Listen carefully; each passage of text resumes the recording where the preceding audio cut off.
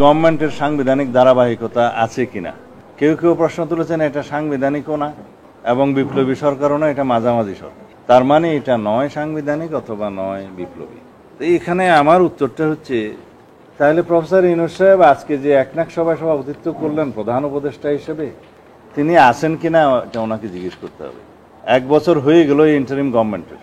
Supreme কোর্টের মতামতের ভিত্তিতে সাংবিধানিক ধারাবাহিকতায় সাংবিধানিক নিয়মে অন্তর্বর্তীকালীন সরকার নামে প্রধান উপদেষ্টা এবং অন্যান্য উপদেষ্টাদের শপথ গ্রহণ করানোর জন্য রাষ্ট্রপতিকে যে মতামত দিয়েছে সুপ্রিম কোর্ট, রাষ্ট্রপতির রেফারেন্স অনুসারে পাঠানোর প্রেক্ষিতে, সেটাকে অকার্যকর হয়ে গেল। এটা কি জুডিশিয়ারিতে অথবা সুপ্রিম কোর্টে এখনো পর্যন্ত এর বিপরীতে কোনো সিদ্ধান্ত এসছে?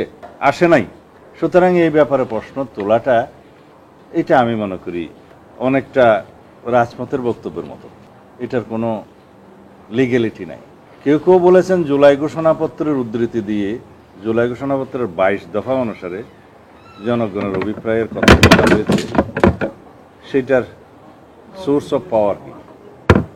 এটার সোর্স অফ অ্যাসপিরেশন নাকি সোর্স অফ লিগ্যালিটি?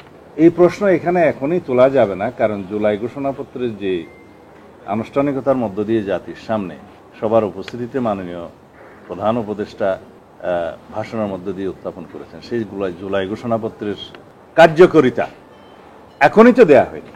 সেখানে প্রস্তাব করা হয়েছে যে এই জুলাই ঘোষণাপত্র এবং গণঅভ্যুত্থান 2024-এর রাষ্ট্রীয় স্বীকৃতি দেয়া হবে এবং সাংবিধানিক স্বীকৃতি দেয়া হবে।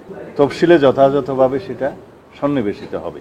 সেখানে বলা হয়েছে আয়োজিতব্য পরবর্তী জাতীয় সংসদে সাংবিধানিক সংস্কারের অভিপ্রায় ব্যক্ত করা হচ্ছে।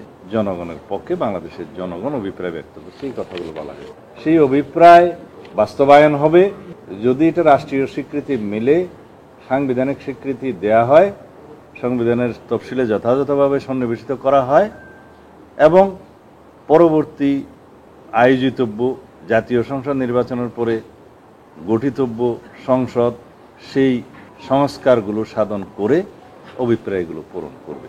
এটা সবই হবে, হয়েছে নয়। তো সুতরাং ওর উদ্ধৃতি দিয়ে যদি কোথাও কোনো প্রস্তাব উত্থাপন করা হয় যে অভিপ্রায় ব্যক্ত হয়ে গেছে, কার্যকরী হয়ে গেছে, সুতরাং এর ভিত্তিতে কনস্টিটিউশনাল অর্ডার ইস্যু করে রাষ্ট্র পরিচালনা করতে হবে, এখনই সেটা কার্যকর করতে হবে, সেটাকে আগামীকালকে বা পরশু চ্যালেঞ্জ হবে না? তো সেরকম একটা খারাপ নজির কি আমরা জাতির সামনে উত্থাপন করতে পারি? অবশ্যই পারি না। কিন্তু আমরা সমাধান চাই বলেই আমরা কিছু বিকল্প প্রস্তাব উত্থাপন করেছি, যেগুলো বিবেচনায় নেয়ার জন্য আমরা সবাইকে আহ্বান জানাবো।